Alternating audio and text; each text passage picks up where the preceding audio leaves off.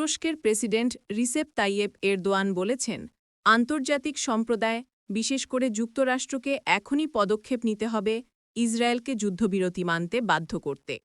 প্রয়োজনে ইসরায়েলের ওপর নিষেধাজ্ঞা ও অস্ত্র বিক্রি বন্ধের মতো কঠোর ব্যবস্থা নিতে হবে। এরদোয়ান বলেন, হামাস পক্ষ যুদ্ধবিরতি মেনে চলছে, বরং তারা তাদের অঙ্গীকার প্রকাশ্যেই জানাচ্ছে, কিন্তু ইসরায়েল তা লঙ্ঘন করছে বারবার।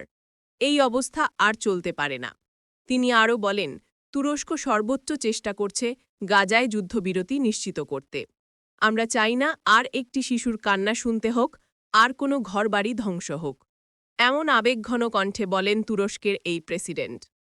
গাজায় ইসরায়েলি হামলার সবচেয়ে তীব্র সমালোচক দেশগুলোর মধ্যে তুরস্ক অন্যতম।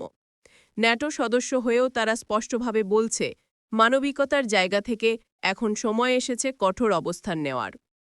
তুরস্ক জানিয়েছে, তারা যুদ্ধবিরত বাস্তবায়নে নজরদারি করার জন্য একটি আন্তর্জাতিক টাস্ক ফোর্সে যোগ দেবে, যেখানে তুর্কি সেনারা সামরিক বা বেসামরিক উভয় ভূমিকায় কাজ করতে পারে। পাশাপাশি গাজার পুনর্গঠনে সক্রিয় ভূমিকা রাখার প্রতিশ্রুতিও দিয়েছে আঙ্কারা। তবে ইসরায়েলের প্রধানমন্ত্রী বেঞ্জামিন নেতানিয়াহু গাজায় তুর্কি বাহিনী কোনো ভূমিকা চান না বলে ইঙ্গিত দিয়েছেন। এর জবাবে এরদোয়ান বলেন, গাজায় কাজ করবে যে টাস্ক ফোর্স, তার কাঠামো নিয়ে এখনও আলোচনা চলছে, কিন্তু আমরা গাজাকে যেকোনোভাবে সহযোগিতা করতে প্রস্তুত।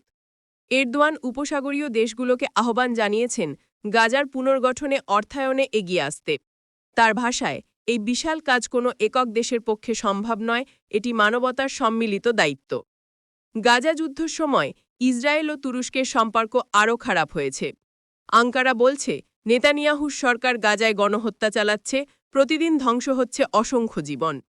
এরদোয়ানের শেষ বার্তায় উঠে এসেছে মানবতার আহ্বান। ইসরায়েলকে যুদ্ধবিরতি মানতে বাধ্য করতে হবে। নিষেধাজ্ঞা ও অস্ত্র বিক্রি বন্ধ